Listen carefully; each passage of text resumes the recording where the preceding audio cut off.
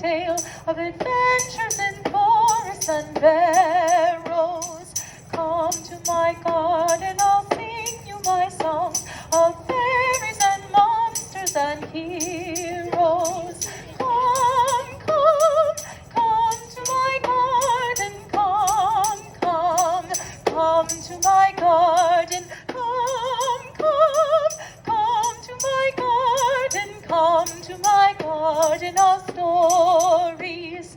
Before there was paper, before there was ink, stories were told for ages, saving our history, saving our hearts, before it was written down in pages. Come, come, come to my garden, come, come, come to my garden, come, come, come to my garden, come to my garden of stories. Welcome, little birds, to the Garden of Stories. My name is Tish Raven. And I am Caspian Crow. And we are the Spooky Hollow Storytellers. We travel the world in search of stories. We will travel near, we will travel far, we will travel high, we will travel low, we will travel in the rain, and we will travel in the sun. All in search of your tales, your legends, your yarns, your histories. Today, we share our bounty with you in a collection we call Myths and Legends. Thank you, Caspian. Indeed. One of my favorite things about these stories is they have an immortal quality to them. Not only are they passed down through the generations, but these stories are stories of the strange and the supernatural. Some are cautionary, some are explanatory, and some are just plain weird. But all are magical, and who doesn't want a little more magic in their lives? This first story we're going to tell is very special to me. It was told to me first by a man from a faraway land called New Hampshire. Wow. And he first heard it from an even farther away land called Estonia. Ah. This song has stuck with me since I first heard it as a hatchling, and so I'm delighted to share it with you here today. This is the tale of the Keen-Witted Orphan.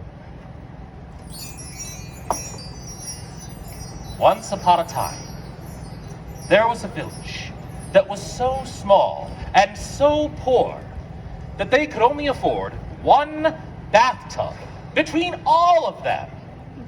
And there was a girl, an orphan, who worked in that bathhouse. Now, she didn't mind it, but one of the problems with working in the bathhouse was that she had to wait for everyone in the village to take their bath before she could take hers. Sometimes she wasn't able to take it until very late at night.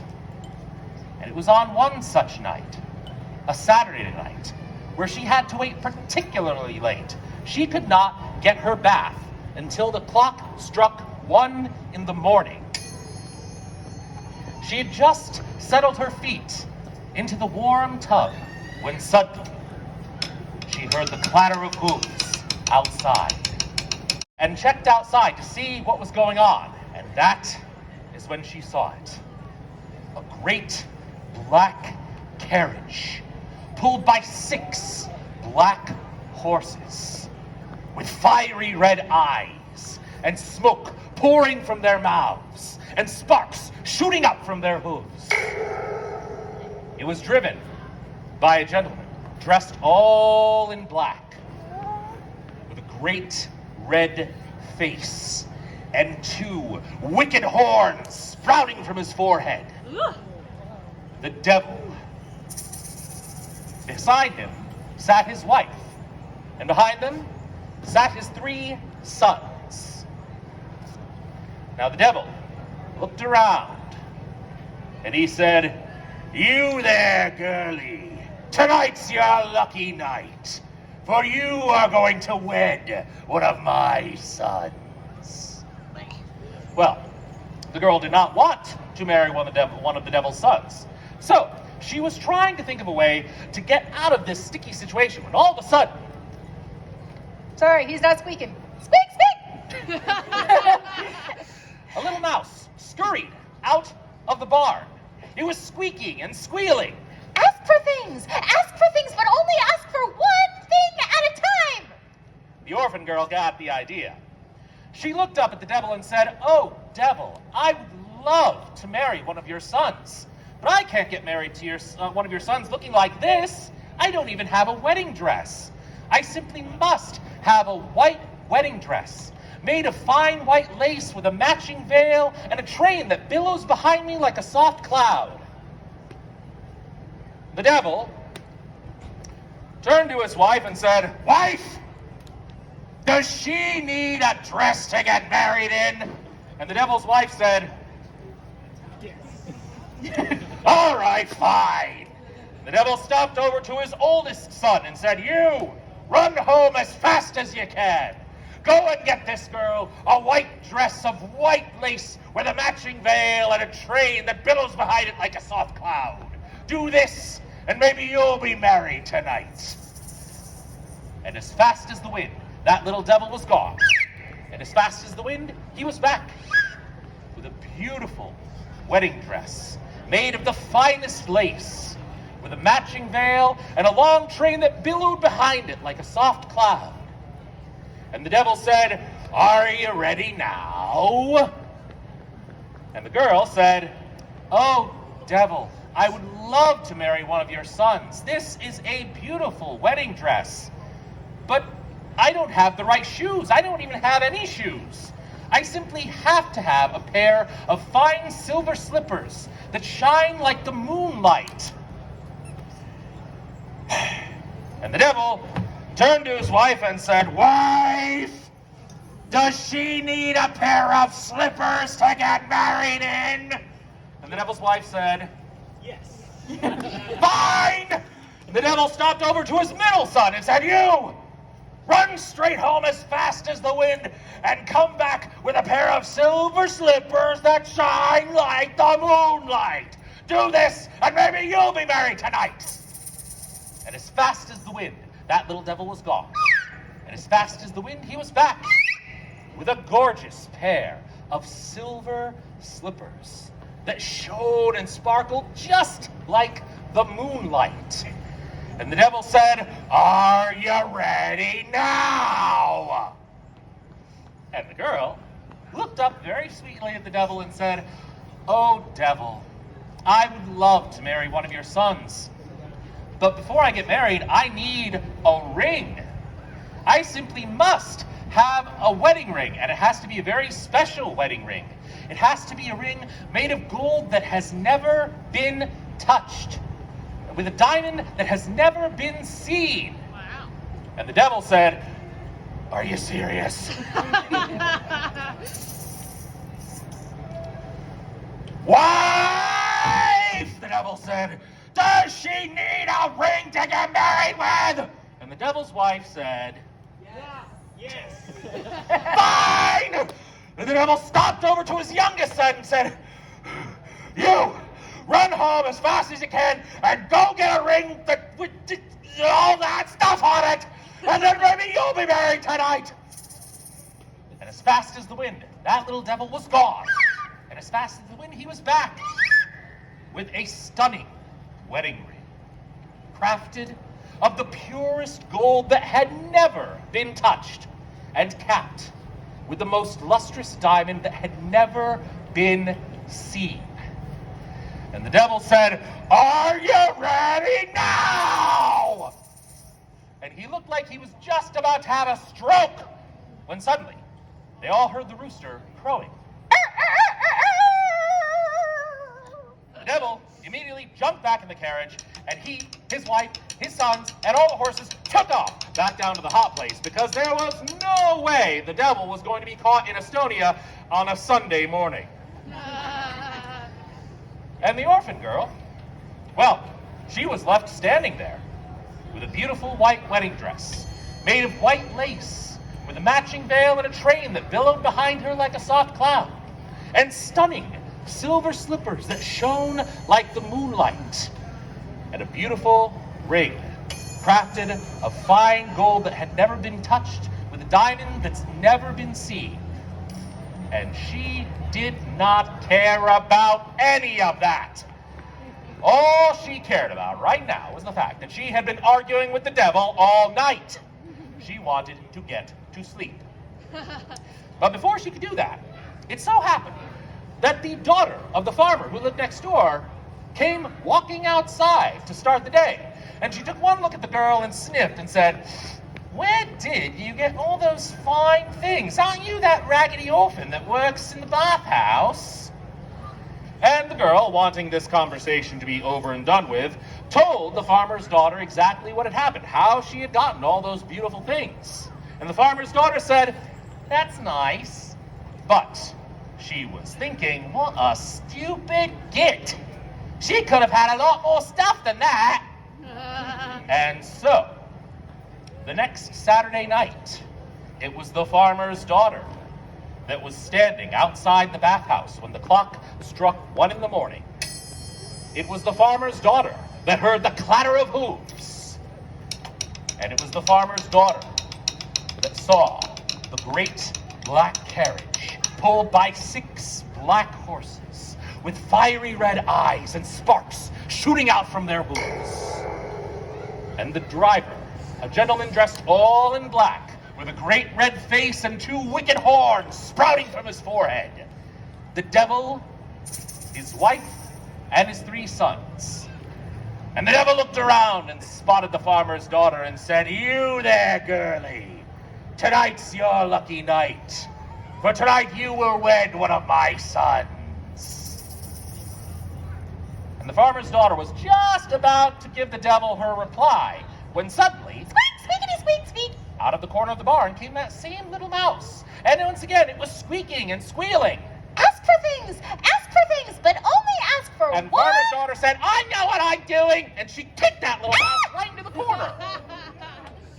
And she looked up at the devil and said, "Oh, devil, I would love to marry one of your sons. But before I do, I need 365 wedding dresses, 1 for each day of the year, each one more beautiful than the last, with a matching veil and train for all, 12 silver slippers, 1 for each day of the month. Actually, make that 31. That way I'll have 1 for every day of the month. Every one made of silver and then gold and precious metals. And finally, I'm going to need 1 ring for each of my fingers and each of my toes." And the devil didn't even bother asking his wife this time. He knew she didn't need any of that stuff. He just grinned and looked at all of his sons and said, "All of you run straight home. Get all of those things, and when you be back, one of you will be married tonight." And as fast as the wind, all 3 of those devils were gone. It took a little bit more time for them to get all of that stuff together, but since that greedy farmer's daughter had asked for everything at once, guess what? They came back with all of those things long before that rooster was even thinking about crowing. And so, that greedy farmer's daughter had to go and marry one of the devil's sons and was never seen again. And that girl, the orphan girl, she actually sold that ring and those silver slippers. And you know what she did with the money? She bought a bathtub for every single family in her village. Yay! So that nobody would ever have to wait again, least of all her. Hooray! And she kept the wedding dress just in case. Yeah. And that, friends, is the tale of the Keen-Witted Orphan. Caspian, you cannot resist a happy ending, can you? I really can't, although it definitely only had a happy ending for one of the characters, technically. Well, you know, not every story has an ending that's so black and white. That's true. Some of them are wild and turbulent as the ocean. The ocean, you say? Now that is a place to begin a story. Would you like to hear a story about the ocean? Yeah. How many of you have ever heard of a mermaid? Oh, me! Would you like to hear a story about a beautiful woman who has the tail of a fish? Yeah! Well, too bad. We're not talking about them. Yeah. Oh. But there is another creature who swims in the seas outside of Scotland. A shapeshifter who swims in the ocean as a seal. On the night of the full moon, she steps onto the shore and sheds her sealskin mantle, turning herself into a beautiful woman.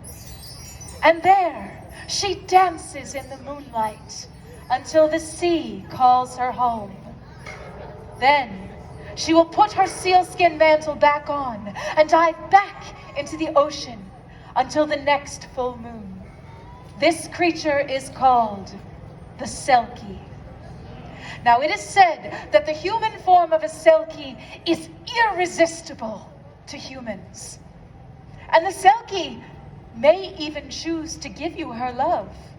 But the call of the sea is stronger even than love. And the Selkie will always heed the call, returning to the sea and leaving her beloved heartbroken.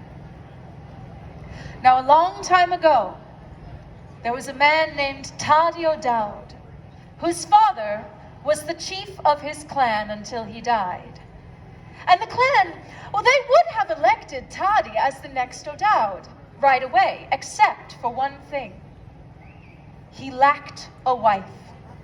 And although he searched for weeks and weeks amongst his people, he could find no one suitable to his taste. And finally, when he had enough of it, he decided to take a walk by the seashore to clear his mind of his frustrations. And it happened to be the night of the full moon.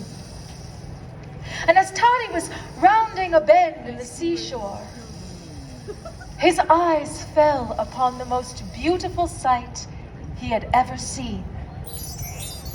It was a lovely woman who wore no clothing, dancing in the full moon. Now, Toddy was no fool. He knew that this could be none other than a Selkie. And as he watched her, he saw that right at her dancing feet was her sealskin mantle. And before she could see him, Toddy snatched up her mantle and tucked it away in his pack. Without her sealskin, there was no way that the Selkie would be able to transform. And he knew this meant that she would never be able to leave him. So with the sealskin hidden, he presented himself to her and swore to her that he would love her until the end of his days and that he would never, ever leave her. And the Selkie, whose name was Eve, returned his love and accepted his offer. And so she went away with him to his beautiful castle. He married her, and she bore him 7 children. Wow. And they ruled their lands with justice and peace. And so they lived, but it was not happily ever after. For although Toddy was the happiest man in the world, Eve was never satisfied. The sea still called to her. But without her sealskin mantle, she could not return. And so, little by little, Eve became the saddest woman in the world. Now, Toddy was a clever man, and he had hidden the sealskin where Eve would never find it. He had buried it on his lands, under the ground. But guilt has a way of worming its way into the hearts of men. And although he knew the mantle was secure, he fretted over it constantly, and he found no peace in his heart. Now there was one day when the O'Dowd had to leave his castle for a little while.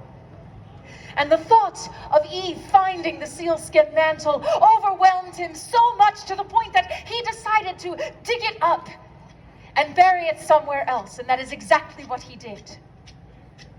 With the mantle reburied in a new location, the O'Dowd left his lands, believing that all was well. And all might have been well, except there was one thing that Toddy did not know. His youngest son, about his size, a young boy named Tulok, had followed his father that day and watched what he had done.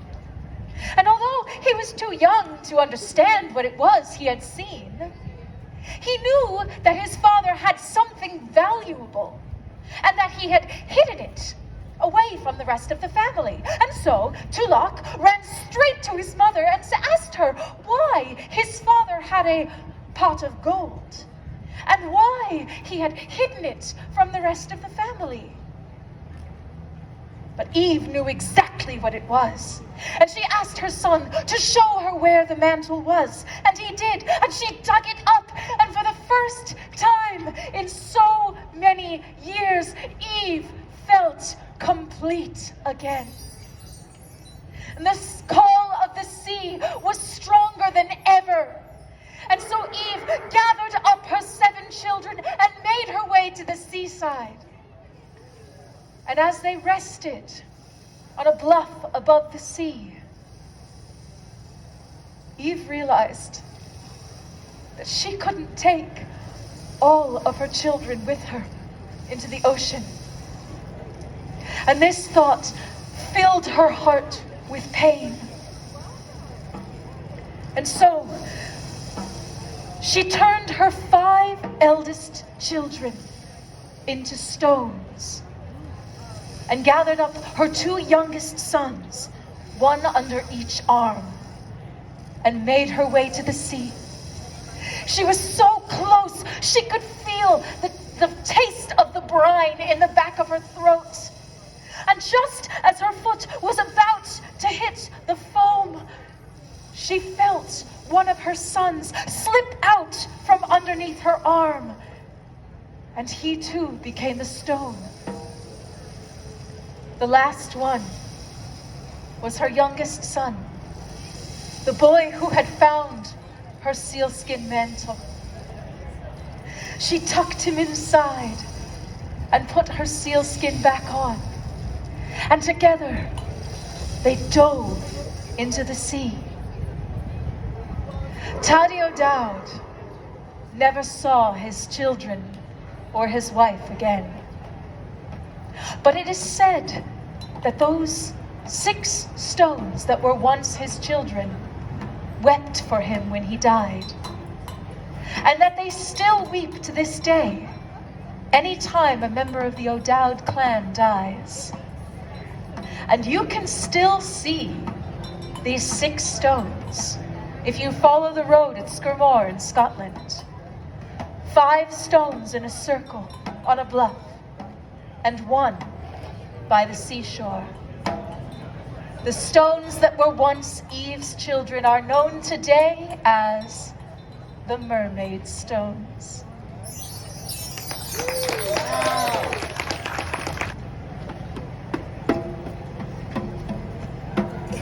Life is long and the road shall end, as on life's journey we all shall wend. Hero or villain, monarch or swain, who knows if the ending brings pleasure or pain? Find your story in sorrow or glory. Take charge of the path you wend. Find your story, know of your worries, know one knows how the tale will end, but it's yours. So be well, my friend. Thank you very much. Have a wonderful night.